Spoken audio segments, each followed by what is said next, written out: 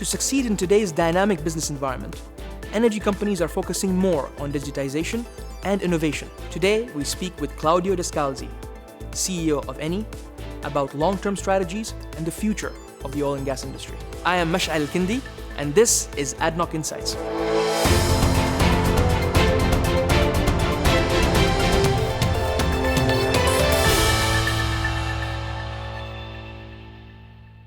Claudio, welcome to ADNOC Insights. Thank you. How do you see the oil and gas industry and its macro environment developing in 2019 and the next few years?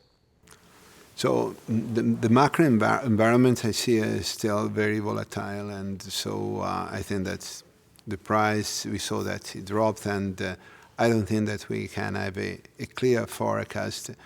Our internal forecast in Eni for this year is $62 per barrel, but it's for our development, for our economics, but we are not very far from this price. In many cases, I'm not looking at the oil price, honestly. I'm just looking at what I can manage and control, that our internal cost, our cash neutrality, our ability to grow, reducing our costs. Given that outlook, what challenges and opportunities do you see for ADNOC in the near future? Challenges and opportunities are always related to the capability to manage a company, to the focus that you have, the competencies that you have, and the capability to take decisions. And Abu Dhabi for Eni is becoming the first country in terms of investment. We're going to invest more than $13 billion of equity investment in the next less than 4 years. So it's really huge. Why we are investing? Because ADNOC is really transforming through visions and strategy itself. And we think that is, I think, the best partner we can have. If you take a longer-term view, what does Eni look like in 20 years? In 20 years, 30 years, 40 years. So we are working on the Eni of the future. Clearly, we have different aspects on what we are working on. We are creating new industrial business and segment that will be the most important in the future. Oil and gas remain the main pillar, clearly, because we are an integrated oil and gas company.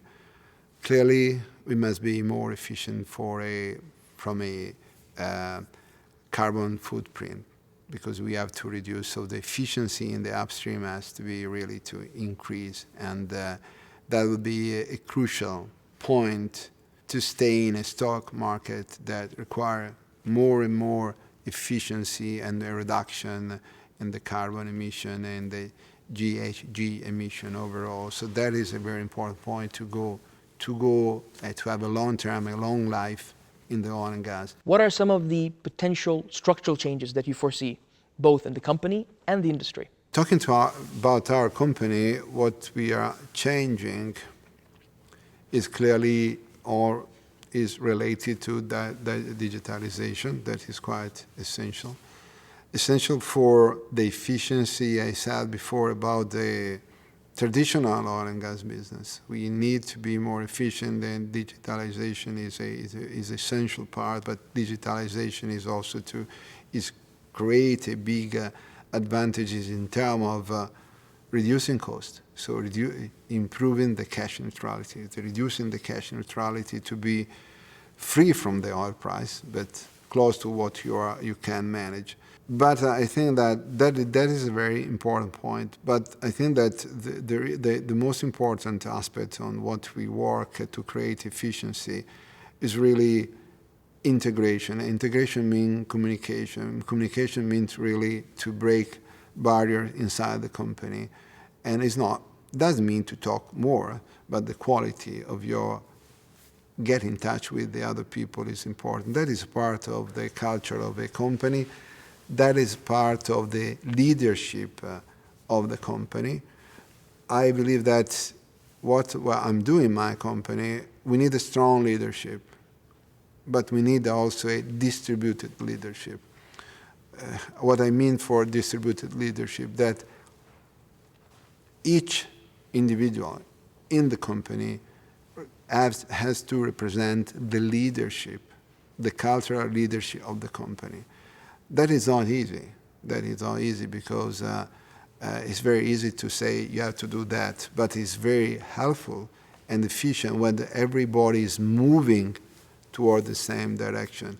That means communication, but that means ownership. So you talked about the importance of company culture.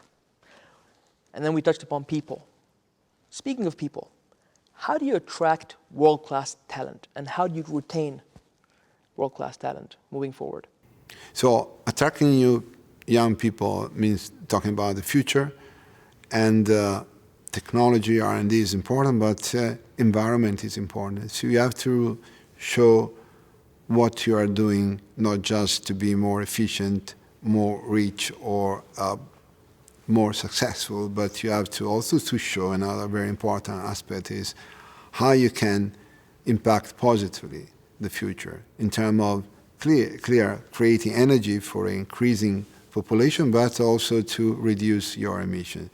So you have to, before we talk for financial issues about cash neutrality, in this case you have to create a company, show a company to the future generation that is carbon neutral. And that is quite important. Then once they are inside, they stay with you.